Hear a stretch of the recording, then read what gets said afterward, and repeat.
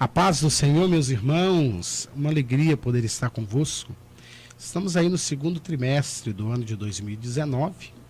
Hoje estamos na lição de número 4, o altar do holocausto. Esse trimestre estamos estudando sobre o tabernáculo, né? O textuário dessa vez está baseado na carta aos Hebreus, capítulo 10, versículo 22. Cheguemos-nos com verdadeiro coração, inteireza, certeza de fé, tendo o coração purificado da má consciência e o corpo lavado com água limpa.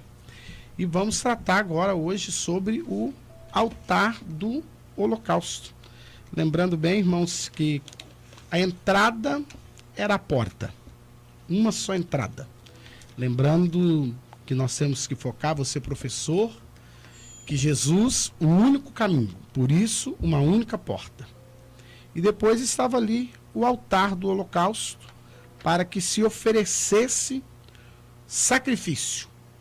E diferentemente do que se é ensinado muito hoje, de uma forma muito enfática, e que você, professor, precisa desconstruir esse pensamento, esse altar aqui do holocausto só era para apresentar oferta pelo pecado e oferta de gratidão.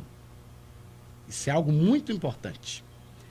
Não se havia ali um momento específico ou um dia específico para que eu fosse pedir ao Senhor alguma coisa.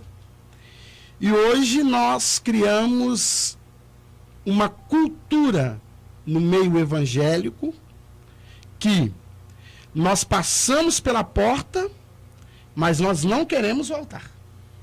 Nós não queremos apresentar sacrifício.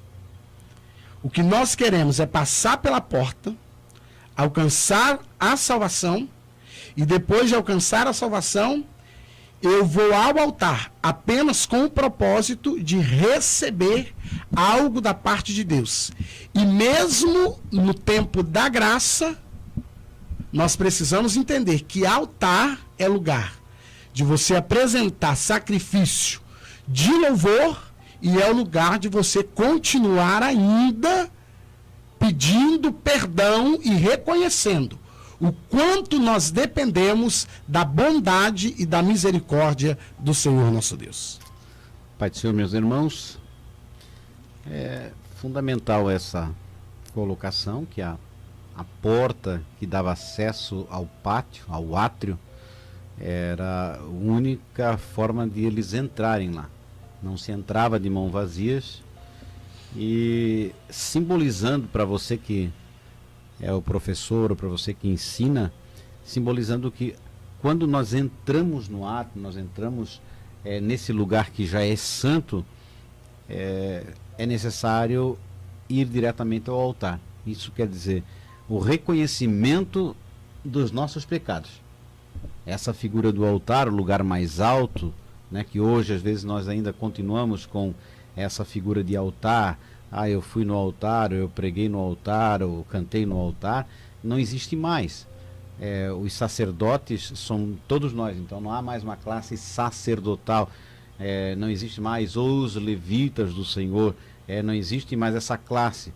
Uma vez que no ano 70, através do general Tito, foi destruído o templo de Salomão, o templo de Deus, e todos perderam o emprego, né? Já não tem mais essa categoria de pessoas. Então, quando nós vamos ao lugar um pouco mais alto, a gente fala de tribuna, né? Não é a mesma coisa.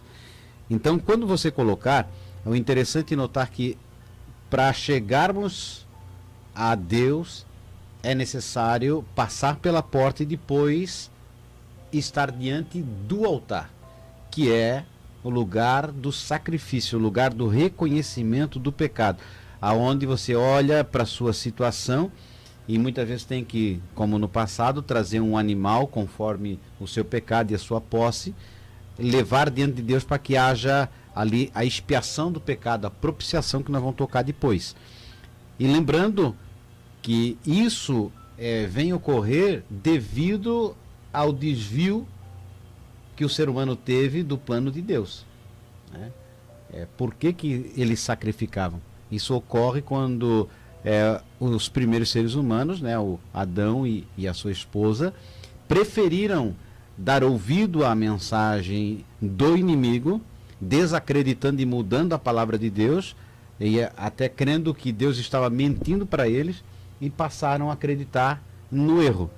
Ali, a partir daquele momento, o Gênesis vai dizer que eles constroem, eles fazem para si uma vestimenta de folhagem, né? E quando você vai ler, na virada do dia, quando Deus se apresenta para falar com Adão, na sua comunhão, ele mesmo vestido com aquela folhagem, ele acaba se escondendo de Deus. E Deus pergunta: Adão, onde tu estás? Claro que é uma pergunta mais para que Adão venha a confessar o seu erro do que Deus não saber onde ele está, porque Deus, ele sabe de todas as coisas.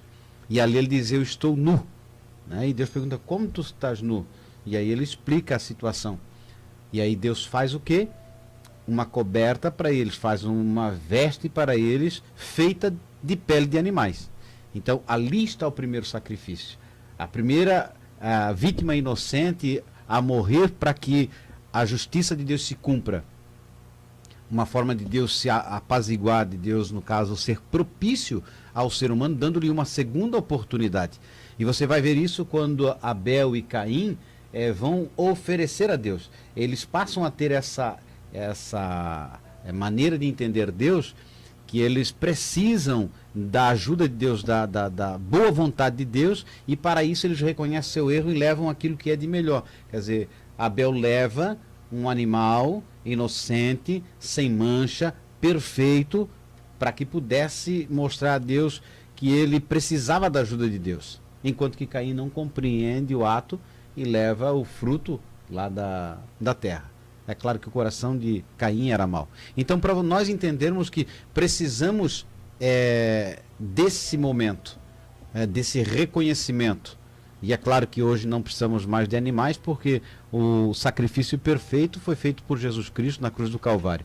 Então, para você, atenha-se a isso, que devido ao pecado, ao desvio do ser humano, e não é só um desvio moral, isso é muito importante. A queda do homem não diz respeito a só um desvio moral, diz respeito a um desvio